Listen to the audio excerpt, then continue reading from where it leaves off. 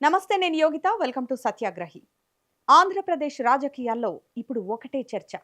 వైసీపీని లోపలుండి ముంచేస్తోంది ఎవరు? జగన్ కోటరీలోనే ఉంటూ ప్రత్యర్థి పార్టీకి పనిచేస్తున్నాడా? రీసెంట్గా వచ్చిన దురంధర్ సినిమాలో హీరో పాకిస్తాన్లో ఉండి ఇండియాకు ఎలాగైతే పనిచేశాడో అలా టీడీపీ ఏజెంట్ ఎవరైనా తాడేపల్లి ప్యాలెస్లో తిరుగుతున్నారా? మాట తప్పను మడమ తిప్పను అన్న ఇమేజ్ ఉన్న జగన్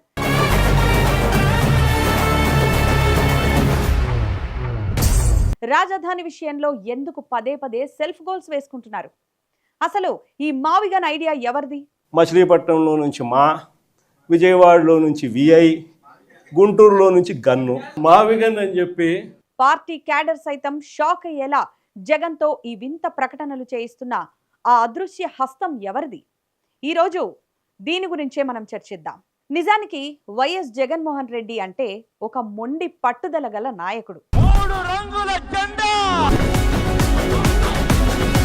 కాంగ్రెస్ లాంటి జాతీయ పార్టీని ఎదిరించి నిలబడ్డ యోధుడు. కానీ రాజధాని విషయంలో ఆయన వేస్తున్న అడుగులు చూస్తుంటే సొంత పార్టీ నేతలే తల పట్టుకుంటున్నారు. 2014లో 30,000 ఎకరాలు కావాలన్నారు. అమరావతికి జై కొట్టారు. 2019 ముందు అమరావతిలోనే ఇల్లు కట్టుకొని మేము ఇక్కడే ఉంటామని నమ్మించారు. అధికారంలోకి వచ్చాక 3 రాజధానుల మంత్రం జపించారు. ఇప్పుడు ఓటమి తర్వాత మావిగన్ అంటూ మంగళగిరి, విజయవాడ, మచిలీపట్నం అని కొత్త రాగం అందుకున్నారు. అసలు ఏపీ ప్రజల 5 ఏళ్ల సెంటిమెంట్తో ముడిపడిన ఈ ఇష్యూలో వైసీపీకి స్పష్టత ఎందుకు లేదు? ఈ కప్పదాట్లు పార్టీని బూమరాంగ్ చేస్తున్నాయని జగన్ గమనించలేకపోతున్నారా? వైసీపీ శ్రేణుల్లో ఇప్పుడు ఒకటే డౌట్. జగన్కి స్క్రిప్ట్ రాసిస్తోంది ఎవరు? ఇంతకాలం సజ్జల రామకృష్ణారెడ్డి మీద విమర్శలు వచ్చేవి. ఇప్పుడు సీన్లోకి చెవిరెడ్డి భాస్కర్ రెడ్డి వచ్చారని టాక్ నడుస్తోంది. కానీ ఈ మావిగన్ అనే వింత ప్రతిపాదన వెనక ఉన్న మెదడు ఎవరిది? జగన్ ప్రస్తావించిన అంశాల గురించి ఇక్కడెవరూ తప్పు పట్టడం లేదు. ఎందుకంటే ఆయన దూరదృష్టితోనే మచిలీపట్నం అంశాన్ని తెరపైకి తెచ్చారు. మచిలీపట్నంలో బందర్ పోర్టు నిర్మిస్తున్నారు. మచిలీపట్నాన్ని రాజధానిలో భాగం చేస్తే ఏపీ అభివృద్ధికి మరింత దోహదపడుతుందని జగన్ ఆలోచన. చెన్నై, ముంబై వంటి నగరాలు అభివృద్ధి చెందడంలో పోర్టులు కీలక పాత్ర పోషించాయని చెప్పడంలో ఎటువంటి అనుమానం లేదు. అందుకే రాజధానిలో సముద్ర తీరం ఉన్న మచిలీపట్నంను కాపాడాలన్నది జగన్ డిమాండ్. ఇక్కడి వరకు అంతా బాగానే ఉంది. అయితే ఆయన ప్రస్తావించిన మావిగన్ పైనే విమర్శలు వినిపిస్తున్నాయి. అమరావతిని రాజధానిగా అంగీకరిస్తూనే మచిలీపట్నం గురించి ప్రస్తావించుంటే వైసీపీకి ఫుల్ మైలేజ్ వచ్చేది.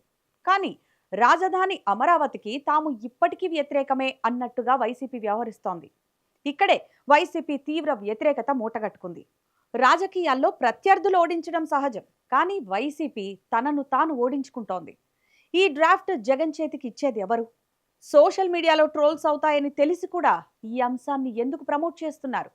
టీడీపీ పంపిన ఏజెంట్లు ఎవరైనా జగన్ పక్కనే ఉండి ఆయన ఇమేజ్ డ్యామేజ్ అయ్యేలా సలహాలు ఇస్తున్నారా అన్న అనుమానం ఇప్పుడు పార్టీ క్యాడర్లో బలంగా వినిపిస్తోంది.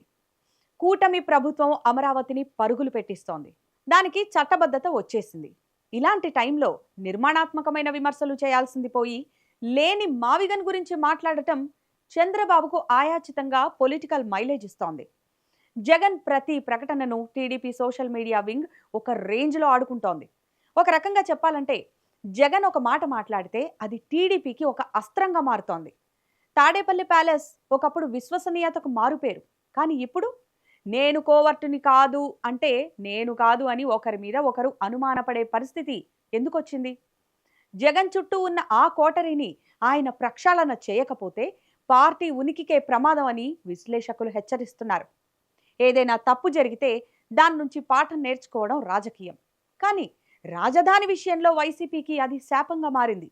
అమరావతి విషయంలో స్పష్టత ఇవ్వకపోవడం వల్లే 2024లో దారుణమైన ఫలితాలు వచ్చాయని తెలిసినా మళ్ళీ అదే తప్పు చేయడం వెనక అసలు మాస్టర్ మైండ్ ఎవరు?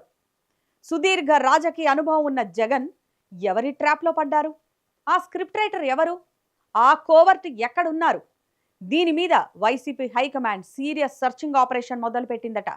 ఒకవేళ ఆ కోవర్ట్ను కనిపెట్టకపోతే వైసీపీకి భవిష్యత్తులో మరిన్ని సెల్ఫ్ గోల్స్ తప్పవు.